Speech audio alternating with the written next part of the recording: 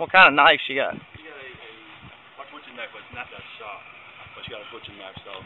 How old is she? 10 years old. Any dogs back here? No, go just stay back here.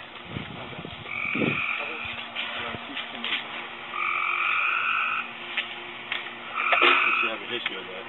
Hang on, let me get that for you, sir. Just get in. What's her name?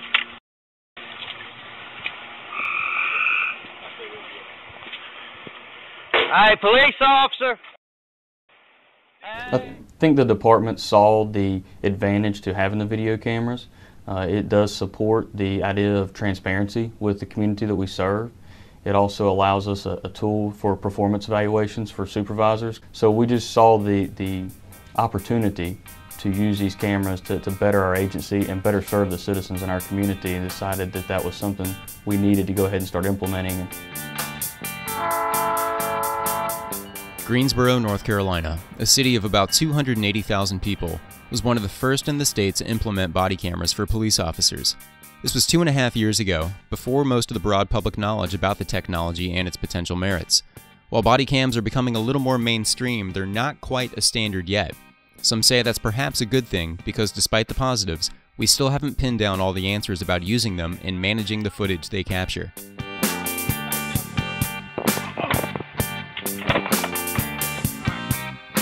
My recommendation is at this point we don't buy any more body cameras. We don't have anyone to manage the program right now. This is just a lot more complex issue than it seemed like it was going to be. I don't think we've been in the business long enough to know what best practices is. If I respond to a domestic call in somebody's house and video them, their family, their children, is that something that everybody needs access to just because part of the equipment was funded by governmental dollars? Go ahead and turn the car off and hand him the keys. Hand him the keys. No, sir. Ma'am? Everest restarted some more units. She just took off. She's going the wrong way on northbound. Body cameras are recording in several other states and might pick up a lot of material that the public wants to see. But the purpose of having body cams may vary agency to agency. I think, that's one of the decisions agencies are trying to make is, what is our purpose here? And are we looking at officer behavior and trying to monitor that and improve it? And I think most would say they are. But, if they are, and if that's what we're doing, then that gets back into, is this a personnel record, or is it evidence, or is it both? And if the purpose for using body cameras varies, so might the public's ability to access that footage. Unless the legislature cleans up some things in reference to video, one of the problems you got is the North Carolina personnel laws, which dictate what we can and cannot release in reference to personnel issues. Policy might also vary on when to turn the camera on or off. When does an incident begin or end? What about capturing sensitive information? It all comes with a degree of judgment call. We're now worried that somebody's going to ask for that 1 minute when we turned it off and thought everything was okay. So I think they're trying to think through how to do that right. They're going to need to try to remember to turn it on at that moment. Things unfold very, very quickly for us. There may be, this is not going to be a perfect system. There may be times where an officer forgets to turn on the camera. The lingering questions by no means sideline the technology. Police officers we spoke with said it's improved their job performance. After everything's done with, you can go back and actually watch the video for everything when you're writing your reports, just to make them as detailed as possible. So I think it's made it easier. But there is another set of concerns, and by some accounts, they're the biggest. How should law enforcement agencies manage the footage? How long do they store it? And what about the costs? The cost of storage in the cloud or even with servers is going to become expensive.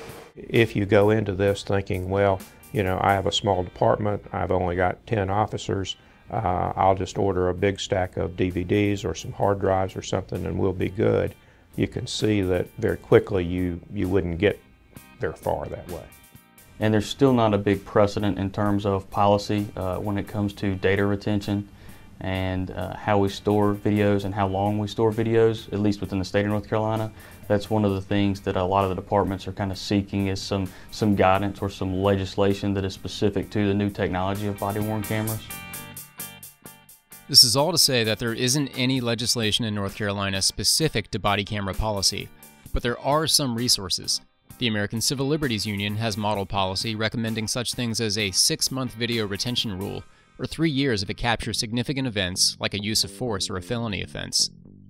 The federal government offers plenty of resources too, including an implementation checklist from the U.S. Department of Justice. However, literature that accompanies that checklist gives a lot of caution in selecting policy for an individual agency.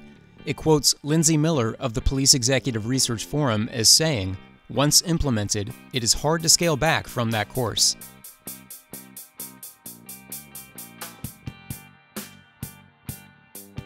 All agencies are going to write their own policy per se, but they need to have some state guidelines. State Representative Elmer Floyd is among a bipartisan group of lawmakers who filed a bill to study the issue for state and local law enforcement agencies. That's as the legislature has already approved funding to help police buy body cameras. That said, officials don't expect a slowdown in body cam adoption. I think it's going to be where it's a standard issued piece of equipment to law enforcement, where just like your radio and your handcuff, now you've got a body-worn camera. And I think what we'll have to stumble through in the years to come is what do we do with the data? And where do we keep it? How long do we keep it? But I think it's here to stay, and it's a good tool that benefits both the officers that are wearing the camera and the community that they're serving in. We all, ourselves and the public, are going to have to exercise a certain amount of patience, because there's going to be a learning curve in terms of developing this new habit of using this new tool. And the bottom line is, this is not the panacea. This is not going to solve all the problems in the world. For the Insider State Government News Service and the Raleigh News and Observer, this is Benjamin Brown.